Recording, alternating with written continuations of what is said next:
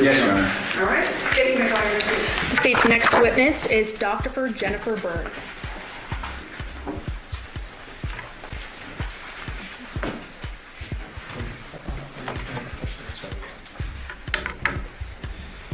Good morning. You solemnly swear or affirm the testimony you're about to give in this action shall be the truth, the whole truth, and nothing but the truth, so help you God? I do. Thank you, may I have a seat. And Doctor, would you please state your full name and spell it for the record? Sure. My name is Jennifer Burns, Jennifer, B as in boy, Yrnes. State whenever you're ready. How are you employed, ma'am? I am an associate professor at the University of Nevada, Las Vegas. What's your position beyond that? So I teach, I do research, and I do service, which includes serving as a consult as needed for the Clark County Office of the Coroner Medical Examiner's Office. And are you what's called a forensic anthropologist? Yes, so I am board certified by the American Board of Forensic Anthropology. And so that would be your certification, correct? Yes. Okay. Any other certifications? No, that's it. Otherwise, I have my degrees. Can you tell us about that? Sure. I have a Bachelor's of Science in Biology with minors in Anthropology and Chemistry from SUNY College at Geneseo. I have a master's degree and PhD, both in anthropology from the University of Buffalo.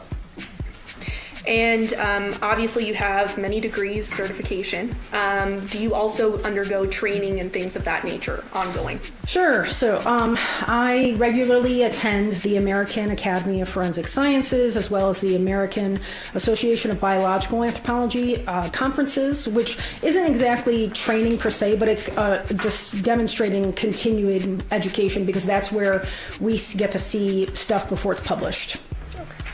And do you know someone by the name of Dr. Clara Ralston? Yes, she is my former postdoc. And where did you work with her? She was at the University of Nevada, Las Vegas in my lab as a postdoc scholar. Now she is at the New York City office of the Coroner Medical Examiner as a forensic anthropologist. So she's a forensic anthropologist as well? Correct. Okay. As a forensic anthropologist, I think you mentioned that there are consults that you do. What are the types of questions that you're tasked with investigating when you get a consult? Sure. So it depends on the case, right? So sometimes we're asked to assist with an identification if they don't know who the person is. Sometimes if they know who the person is, or maybe they don't, we get asked to assist with trauma, which is traumatic injuries, which can include blunt force, sharp force, high velocity projectile trauma or gunshot wounds, and thermal alterations. Can you walk us through what all of those terms mean, please? Yeah. So blunt force trauma is probably the most commonly known one. So this occurs when a force is traveling at a relatively slow speed and impacts a relatively large area of the body. So like a motor vehicle accident usually causes blunt force trauma, for example. Sharp force trauma is when an implement that has a small surface area impacts a small area of bone with a relatively low amount of force, such as knives, such as saws. High velocity projectile trauma includes gunshot wounds and other types of trauma that has a small surface area that is traveling at a high speed or high velocity. Thermal alterations are heat or fire related trauma. And can you sort of describe for the members of the jury here, what is your role as a forensic anthropologist, and how does that complement a medical examiner or a coroner's work? So a medical examiner is a forensic pathologist who is a medical doctor, and I am not a medical doctor. I have a PhD in anthropology, so my trajectory is different. I work with what we call hard tissue. So this includes bone and cartilage. So forensic anthropologists specialize in the human skeleton. Forensic pathologist is typically looking for any soft tissue damage or changes from pathology. And so if they need additional information, they will call a forensic anthropologist to testify or write a report on something specific such as identification or traumatic injuries when it impacts bone and cartilage. Now, what are some of the processes you do during a consult? Can you walk us through that process? Yeah, so It varies. If you have, it varies based on the nature of the remains. So sometimes you get fully skeletonized remains, which means there's no soft tissue left. All the skin, muscle, organs are gone.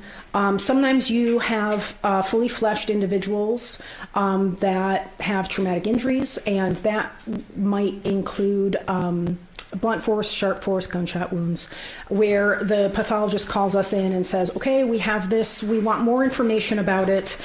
Can you help us by looking at this more specifically at the bone level?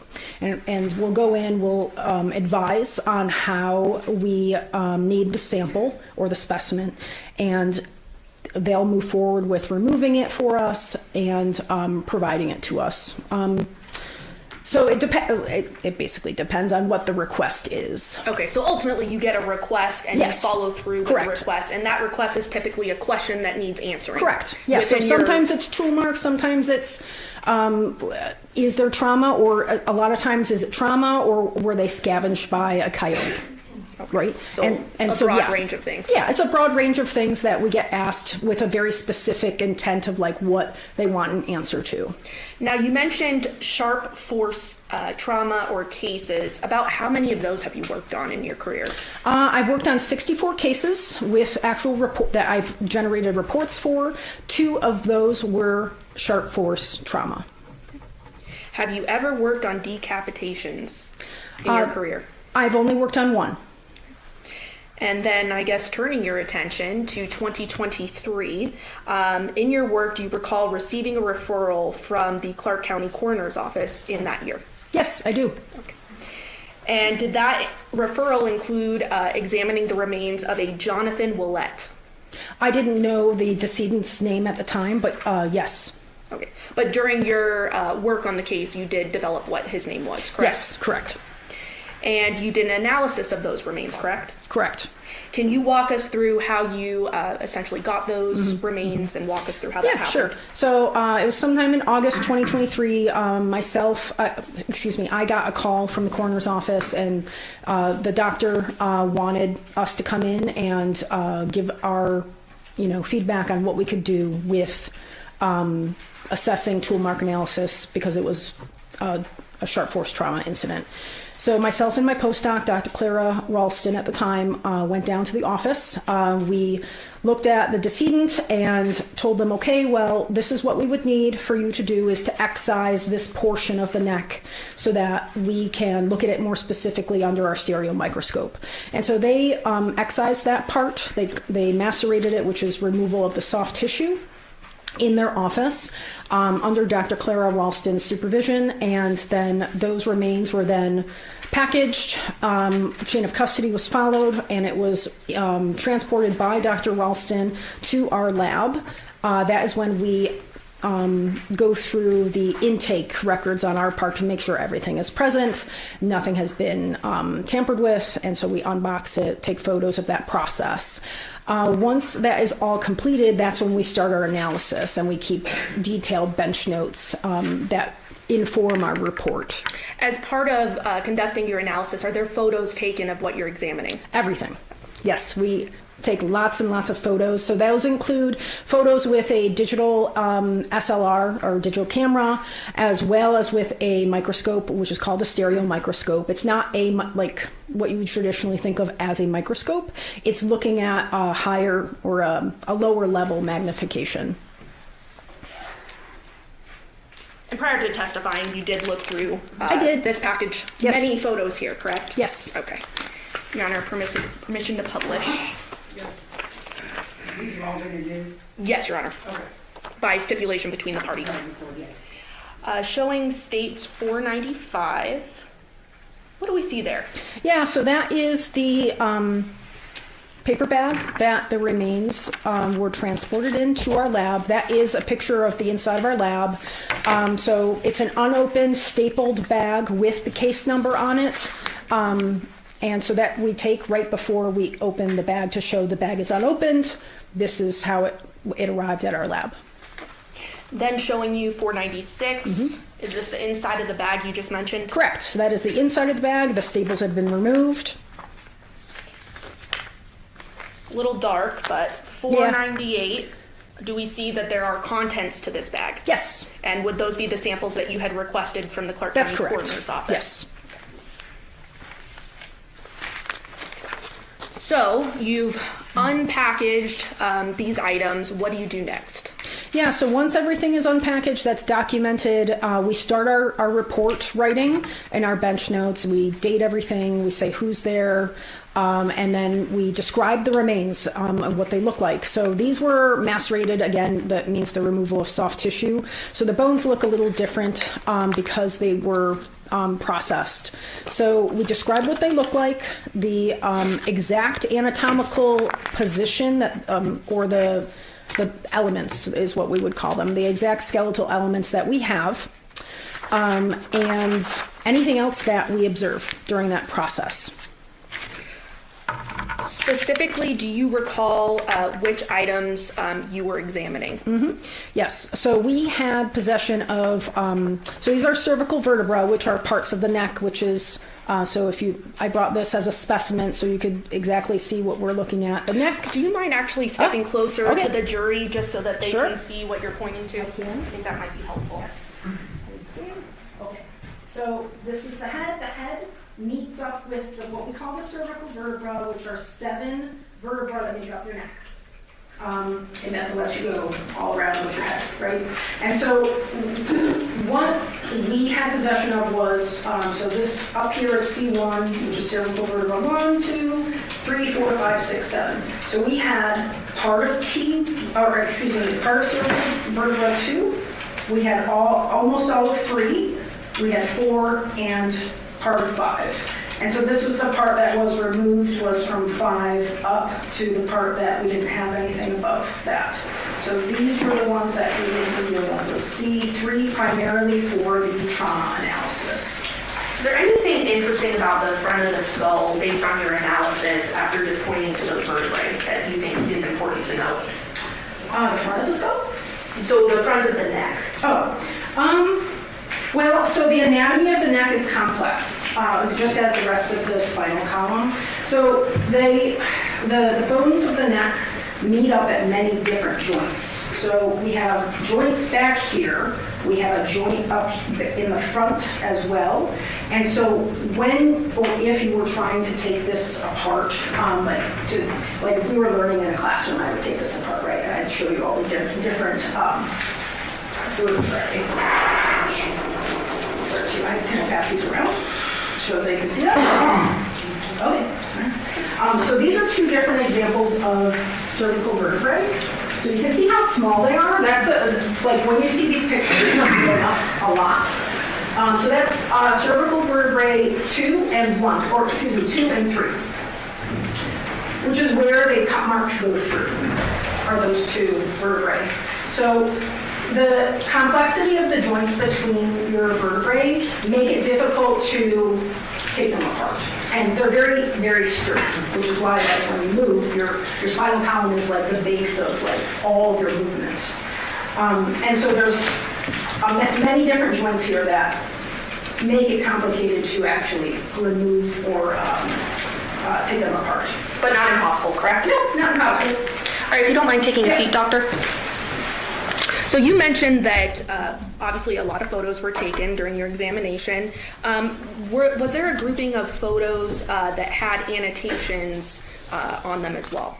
Yeah, so, when we write reports, we know what we're looking at in photos, but we want everyone else to know exactly what we're looking at. So what we'll do is we'll annotate them with different colored boxes or arrows in order to show exactly the features that we are trying to display.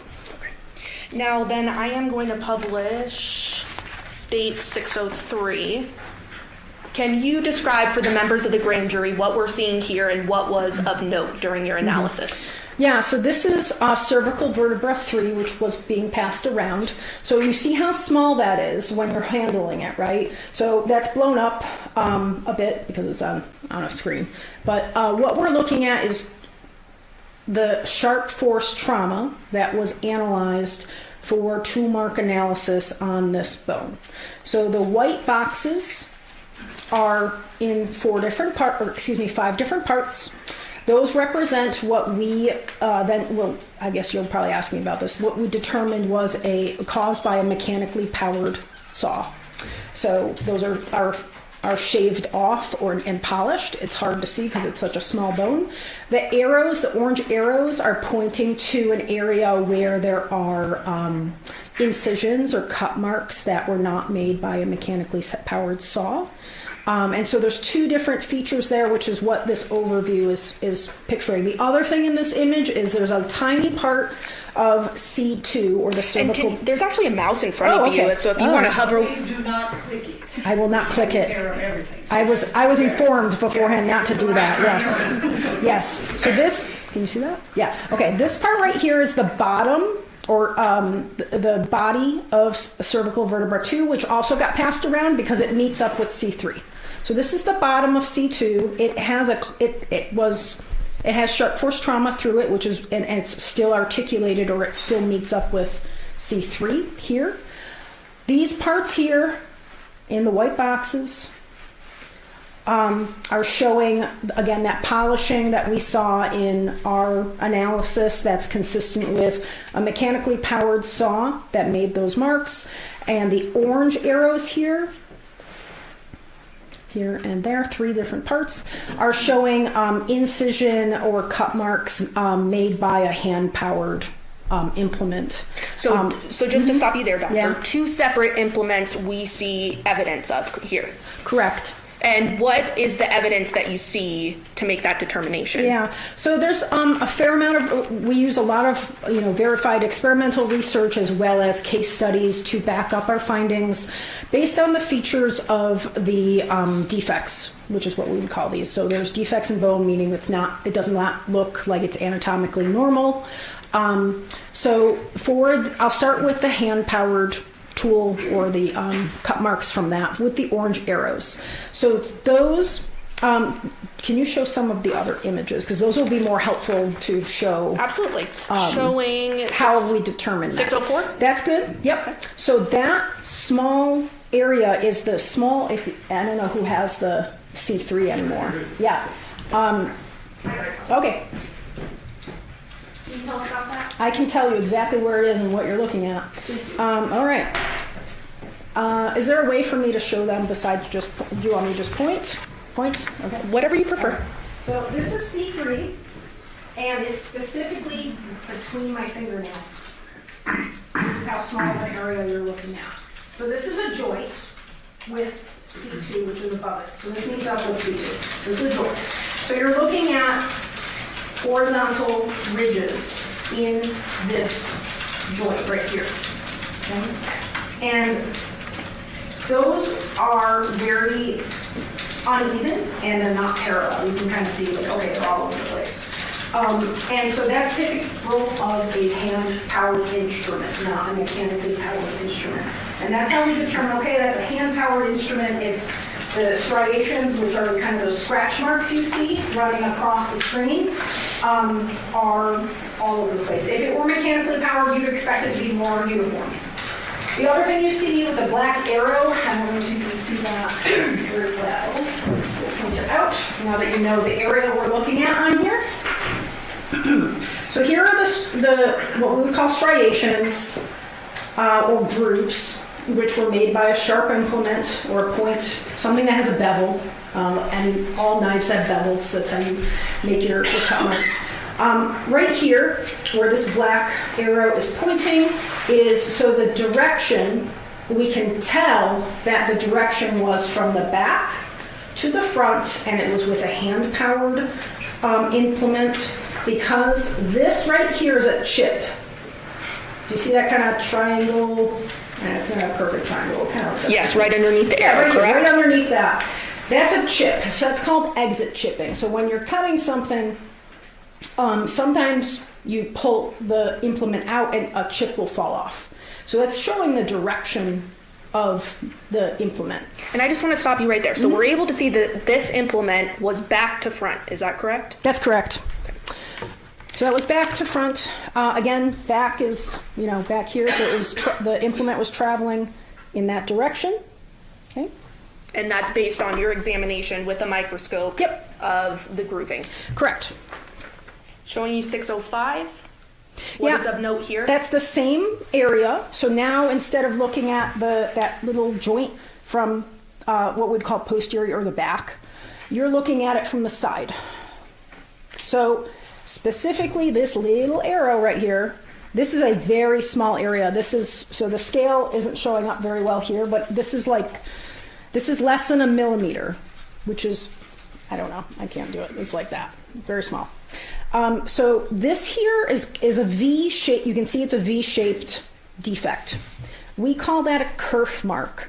A kerf mark is the actual base or the floor and the walls of where a sharp instrument has entered bone.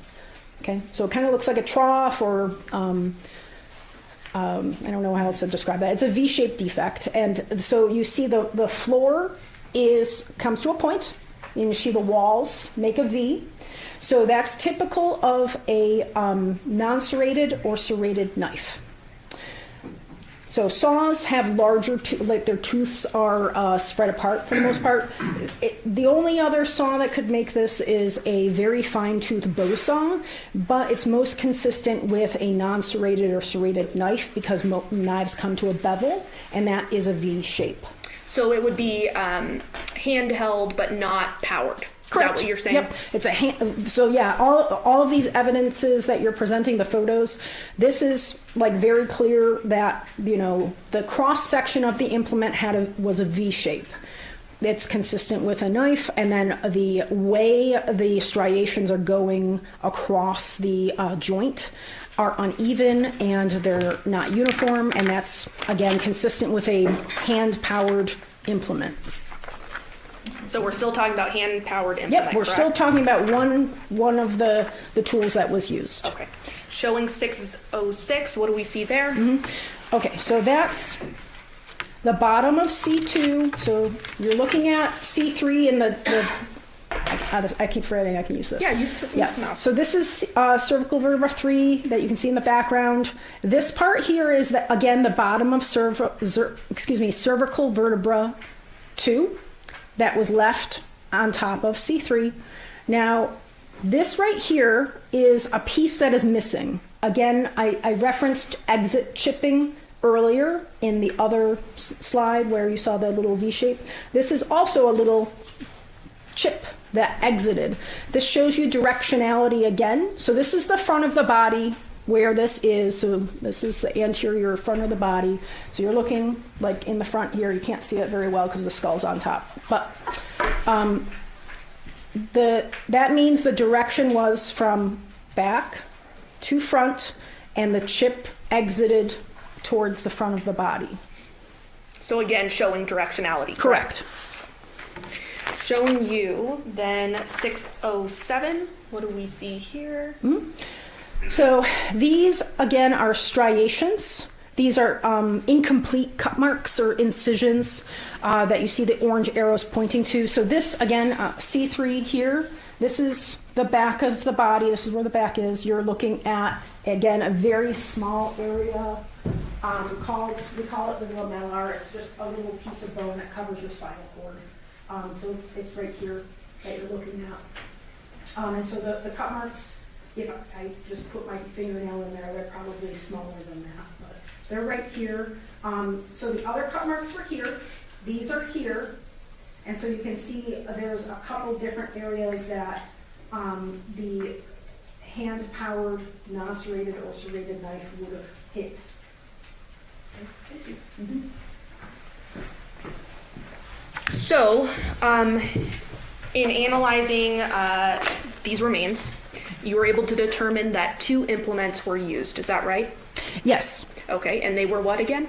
So there was a hand-powered, non-serrated or serrated. We could not determine exactly. It was a single, straight blade of some sort. And then the second one is a mechanically powered saw. Now, are you able to determine which implement was used first?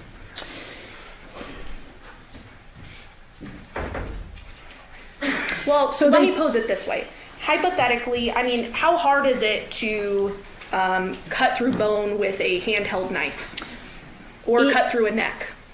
So knives anyone who has knives in their kitchen knows that they should be used for soft stuff, like, you know, if you're cutting chicken or beef, you're cutting through the flesh of the stuff you're trying to eat. If you try to cut through bone with that, it's not going to work. It's just going to leave an incision because bone is too hard.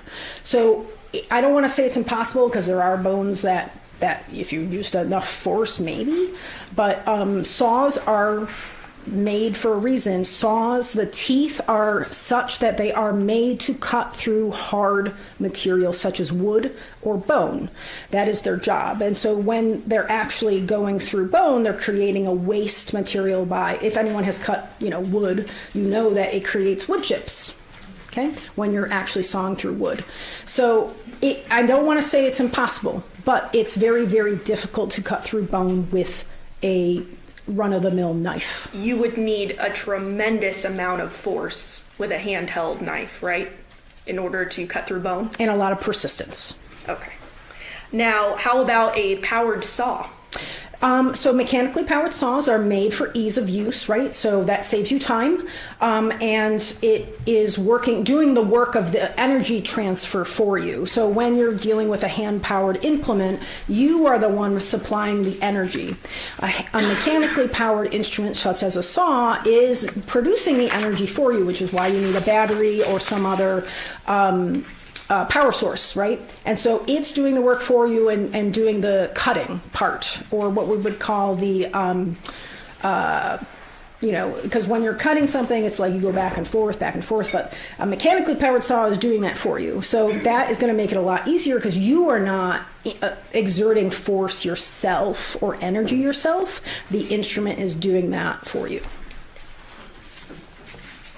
Are you able to determine, you know, what brand of knife, what type of knife was used So that's first? called, so we can determine roughly the class of the tool, which is what we did in this instance. Sometimes, and anthropologists typically don't determine an exact tool. That's not our job. Those are tool mark experts, which are beyond our training. Now, because of the type of bone this is, vertebrae have what's called trabecular bone in them. It means it has spongy bone.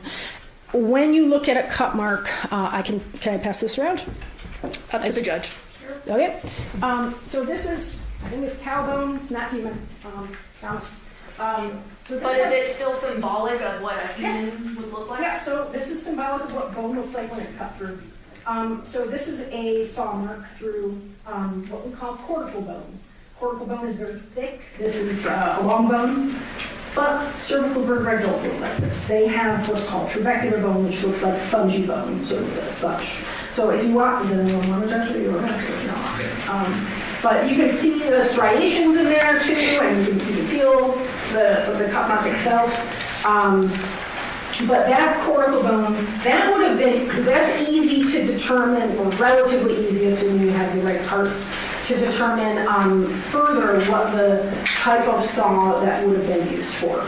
Now, because of the cervical vertebra, how they're designed anatomically, they don't have a lot of cortical bone. They have trabecular bone. So trabecular bone is spongy. It'd be like looking at a bunch of open spaces and trying to find those striations that you see on the bone that's getting passed around. It's not possible for the most part. So, yeah, so it depends on the bones in the body. These bones in particular, you're not able to get more specific, which is why we stated it the way we did. And I don't know if I can simplify it or tell me if I'm oversimplifying. Well, I probably overexplained now, it. So. If it's a smaller bone, sometimes it's harder to make further determinations because you're dealing with a smaller bone versus a larger bone. It's not just the size of the bone, it's the structure. So that's what I was trying to get at, is the structure of the bone is different, where if you have a lot of that thick cortical bone and you cut through it with an instrument, then you can see the features that are necessary to make a call on the specific type of saw that was used.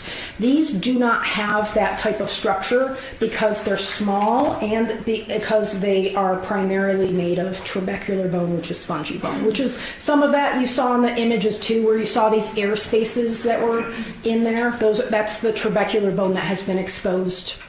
Okay. Now, I've stood next to you. You're a petite individual. Is it possible for a petite individual to have decapitated Well, in this mechanically way? powered saws do the work for you. So the energy transfer is coming from the saw. So, and they're made so that many different types of people can use them to do, whatever it is they're going to do with that saw. So many different people could use a mechanically powered saw to cut through hard materials such as wood or bone. So it wouldn't be impossible for a smaller female to do so, correct? I don't know if I want to comment on that specifically, but the energy transfer from the mechanically powered saw makes it so many different types of people can operate that tool to get through harder material.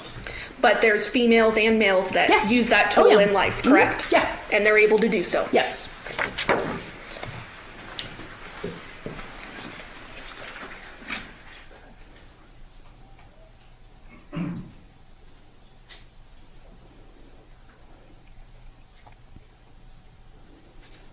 So just to be clear, the incision happened back to front in this case, correct? That's correct. 2 implements were used, correct? Correct. That was a knife.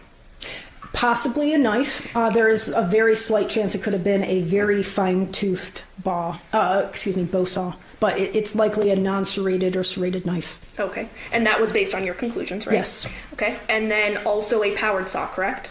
A mechanically powered saw, yes. Past witness, Your Honor.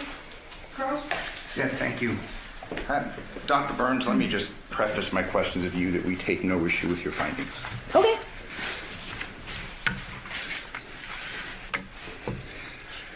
You were asked a question just a moment ago whether or not it would be possible if a small woman could have done this, and you said you didn't want to give an opinion as to that, correct? Yeah, I mean, I would reference the user manual for a mechanically powered saw to Okay. see who should or should not or could But operate all that. things, I'm sorry, I did not mean to interrupt you. Yep, you're fine. But all things being equal, it would be easier for a large person, let's say a 6'4", 205-pound person, to sever this vertebrae than a smaller person, 5'3", 130 pounds. Again, I'm not going to comment on the capabilities of different individuals on their ability to operate a mechanically powered saw. Okay, but you'll agree with me that a larger person is more powerful generally than a smaller person, in general. I mean, assuming they have full capabilities and they're not disabled and all of that. Absolutely healthy. Again, I don't want to comment on the capabilities of different people. Mechanically powered saws do the work for you. Absolutely, but let me ask you this question. Generally, a larger, healthy person is stronger than a smaller, infirm person. Yes. Fair? You had testified concerning the complex nature of the vertebrae in the human neck, correct? Yeah, sure. And when you discussed this complexity, are you talking about the interlocking nature of the vertebrae? Yes. As in this case, we had part of C2 severed, correct? Correct. And that was included in your analysis concerning C2 and C3. Correct. So when we talk about this complexity, it's because you've got these bones that are entwined. Fair That's to right. say? Yes. You had testified that this area, specifically C2, C3, is very, very sturdy. Yes. Sturdy and complex. Yes.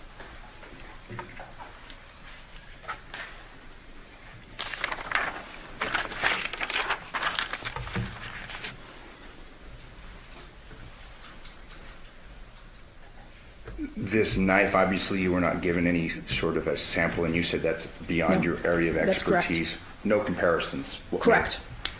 Same thing with the question concerning the mechanically powered saw. Again, no comparisons. That's that you're correct. Aware of. But we know that it was a knife. Yes. Or you said a very fine, another serrating instrument in addition. So the hand-powered instrument was either a non-serrated or serrated knife, most likely, and very unlikely, but possible, a fine-toothed bow saw for the hand-powered one. The mechanically powered one could be any number of saws. We don't have enough evidence to say one way or another. Now, I wasn't told, they just wanted an analysis done. I was not told any number of instruments when I was given these specimens. Understood. So in reference to the hand-powered knife, that still could have been electric, perhaps, but very fine. So I don't know about a hand, like you're saying, like a mechanically powered knife? Correct. In addition to a mechanically powered saw. Yeah, so anything mechanically powered would produce very uniform striations, whether it was a knife that was mechanically powered or not. These were very uneven and in different directions. Okay. So unlikely. Unlikely, but possible, perhaps. Probably not. But you are very comfortable in your testimony and your conclusion that we had a mechanically powered saw. Correct. And that was given the nature of basically the injury to C2 through C3. Correct. You are unable to opine as to the width of the saw blade, anything of that nature? So that we don't have enough evidence for. If you had the other pieces of the vertebra that were missing in this case, and if there were what we call false starts, which would have produced a kerf floor, which is the bottom of the cut mark, we would have been able to say more, but we cannot say anything more than what we said in the report. These cuts that you examined through C2, C3, the complex, sturdy vertebrae, consistent with the Sawzall? Can you restate that? Yeah, consistent, what you saw, findings, would that be consistent with... With a mechanically powered saw? Correct. Yes. Are you able to opine as to what kind? No. Okay. Are you able to opine as to consistency? Like if I ask you, hey, we have a Sawzall that's generally used for cutting through drywall, things of that nature, would that be consistent with your findings here, having been used? A drywall saw? A Sawzall. Yes, so it can include any mechanically powered saw, yes. Fair. And you're not able to opine as to whether it was battery powered or plug-in, correct? No.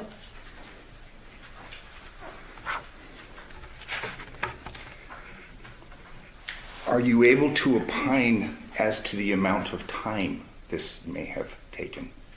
You mean the time in which it was inflicted on the neck? Correct. No. I should say, when we were invited to the office to assess the decedent was fully fleshed. So in our assessment of bone, we call something perimortem when a defect is, made on a bone at, around, or shortly after the time of death, meaning our interval is wide. I cannot, like a forensic pathologist could tell you different things based on soft tissue. Hard tissue reacts in a wider scale. So we cannot tell if it happened shortly before, at, or shortly after time of death. It could have been any of those, according to our analysis of bone, on how bone reacts to those implements. So, and please tell me if I'm oversimplifying this, but it's hard to give a window whether the person died, had just died, correct? We cannot give so it could have been right before they died, they were still alive, it could have been at the time of death, or it could have been shortly after the time of death. So it could have been before they died or after they died? According to the way we do our analysis with bone, it could have been at any point in time in that perimortem period, shortly before, at, or shortly after time of death. Are you able to give an opinion concerning how long it would take a person to be decapitated? No.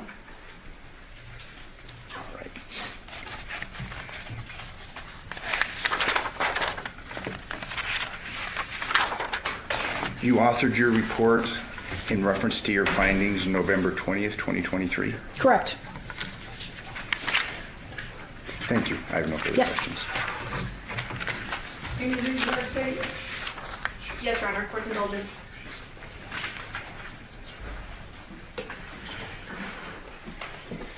Ma'am, just briefly, now you're not able to determine whether these incisions happened post-mortem, pre-mortem, anything like that, correct? Correct. So our definition of perimortem with bone, because of the way bone reacts to trauma, we cannot tell if the timing is shortly before or shortly after time of death. Now, we can tell if something is healed, right? So antemortem is what we call that. So healing trauma, if you break a bone, it starts to heal, but bone takes a longer time to heal. So if the forensic pathologist would have concluded that this happened post-mortem, you wouldn't have a reason to dispute I would have no that? reason to question that, no. Okay. Past witness. Any comment? Yes, are you able to give an opinion concerning whether it was a reciprocal saw? Or, you know what I'm saying, the type of saws that go back and forth, or a type of saw that goes Oh, in a yes. circle? Can I reference my report? Please. I have no objection. Yes, thank you. I do not have it. You guys have some report? Yes, if I may approach. Yes. Thank you very much.